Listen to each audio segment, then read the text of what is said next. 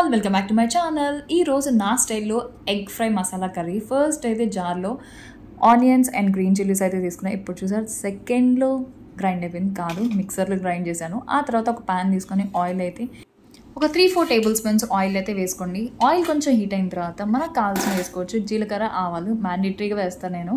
ముందుగానే పేస్ట్ చేసుకున్న onion green chilli paste కూడా మొత్తం కంప్లీట్ కొంచెం కూడా జార్లో ఉంచుకోకుండా మొత్తం దానిలో వేసేయండి. ఎందుకంటే దీంతోనే మనకి గ్రేవీ అనేది వస్తుంది కాబట్టి కంప్లీట్గా మిక్స్ చేసిన తర్వాత కొంచెం అంత 1 స్పూన్ ఆఫ్ అల్లం వెల్లుల్లి పేస్ట్ అయితే వేస్తున్నాను. బయట ప్యాకెట్లోనే, ఇంట్లో ఫ్రెష్గా చేసుకున్నాను ఓకే, టేస్ట్ కూడా బాగుంటుంది. నెక్స్ట్ కొంచెం అంత పసుపు, ఆ తర్వాత దాన్ని కూడా కొంచెం ఫ్రై చేసిన తర్వాత ధనియాల పొడి, జీలకర్ర పొడి, గరం మసాలా పొడి, ఏ పొళ్ళు ఉంటే అన్ని పొళ్ళు వేసేసేయండి.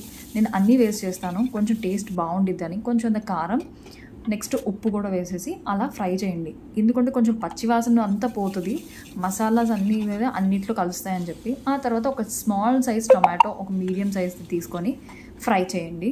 అది కూడా అయిపోయిన తర్వాత అదే జార్లో కొంచెం వాటర్ పోసి, తగినంత వాటర్ పోసుకొని బాగా మరిగించాలన్నమాట. ఈ మొత్తాన్ని నీట్గా కలిపేసుకొని సాల్ట్ అదంతా చెక్ చేసుకొని, ఇప్పుడు కాదు కొంచెం సేపు ఆగి కొంచెం మరుగు వచ్చిన తర్వాత ఇప్పుడు స్టార్ ఇంగ్రీడియంట్ కరివేపాకు. ఎప్పుడైనా ఎవరైనా వేసారా? వేయకపోతే చెప్పండి, టేస్ట్ అయితే చాలా బాగుండిద్ది, వేసి ట్రై చేయండి. నెక్స్ట్ అయితే మన గ్రేవీ అయితే రెడీ అయిపోయింది. ఉప్పు కారం అన్నీ కరెక్ట్గా ఉన్నాయి లేదా చూసేసుకోండి.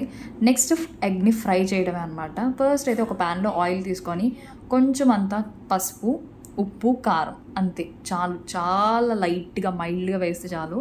నెక్స్ట్ బాయిల్ చేసిన ఎగ్స్ని 2 పార్ట్స్గా చేసి షాలో ఫ్రై చేయడం అనమాట. అంటే టర్న్ చేస్తూ 2 సైడ్స్ నీట్గా వేయండి. నాకు ఇక్కడ కొంచెం అంత తేడా పడింది, ఎల్లో అనేది బయటకు వచ్చేది. ఇట్స్ ఓకే, నేను మేనేజ్ చేశాను అనుకున్నాను, కానీ చాలా కష్టపడ్డాను. లాస్ట్కి ఎలాగోలా మేనేజ్ చేసి టర్న్ అయితే చేస్తాను. ఇది కూడా అలానే అయింది. మొత్తానికి అలా 2 ఎగ్స్ 4 ఎగ్స్ అనమాట, అంటే 4 పార్ట్స్ అయిపోయినాయి.